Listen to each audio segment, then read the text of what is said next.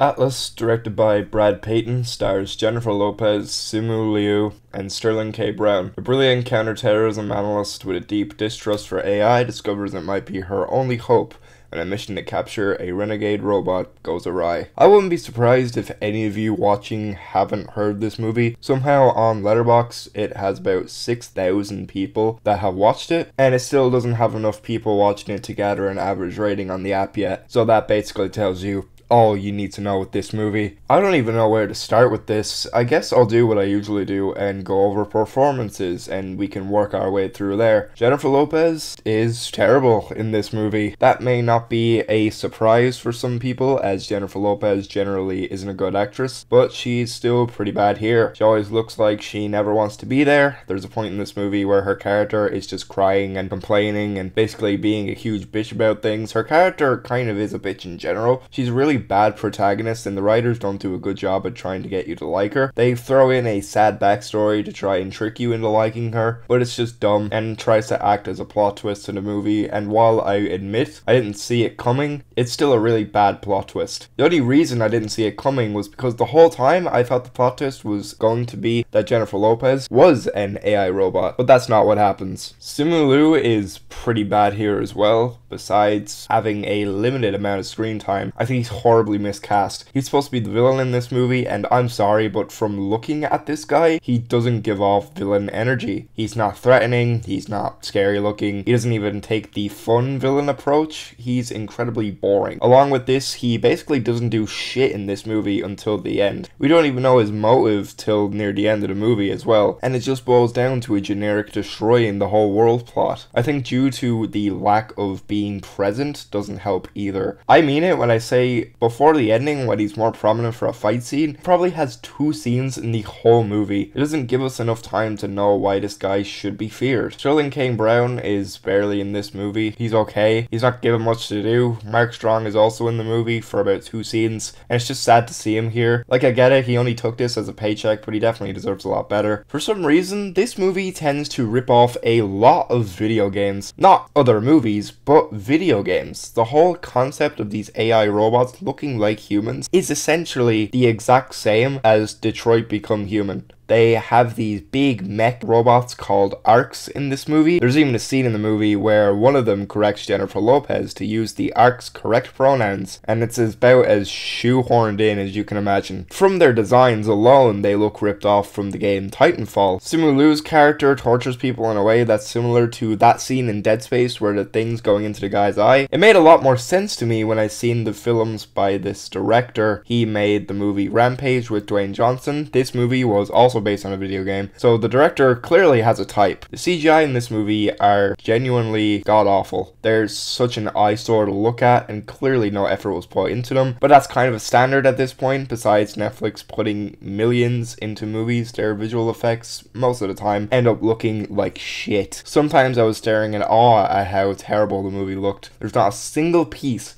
of CGI that was appealing to look at. The story of this movie is incredibly generic and boring. It's kind of going for the buddy cop trope where 2 people are partnered up and either they both don't like each other or one of them likes the other person more than the other, until eventually over the course of the film they grow a bond and become friends by the end of it. The only difference here is that it's between a human and an AI system. That doesn't make your movie unique, it's still generic as fuck, guys. For a good 30 minutes of the movie, you're just watching Jennifer Lopez inside a mech suit. I mean, not really inside a mech suit, it's obviously just her in front of a green screen. She's basically just talking to the suit, and it's just so insufferably boring. There were 2 points where I thought I was gonna fall asleep watching this because of how boring and played out this story was. This movie is just incredibly soulless. On one hand, I am one for being against movies using AI in any shape or form, but I'm also sick of these recent movies talking about things to do with AI that we already know of. The only recent movie that actually makes this work was the most recent Mission Impossible film. It's baffling to me how this movie at least is #1 in my country on the platform, and I swear this feature on Netflix is meaningless. This movie is #1 on Netflix, and yet no one is watching it. No one has heard of it. Hell, this video is probably going to tank because no one gives a shit about this terrible Netflix movie. It just does everything wrong, and it honestly feels like it's one of those fake movies you see other competent films making fun of. I'm not even kidding. Overall, I hated pretty much every second of this movie. I don't think there's a single redeeming quality about it.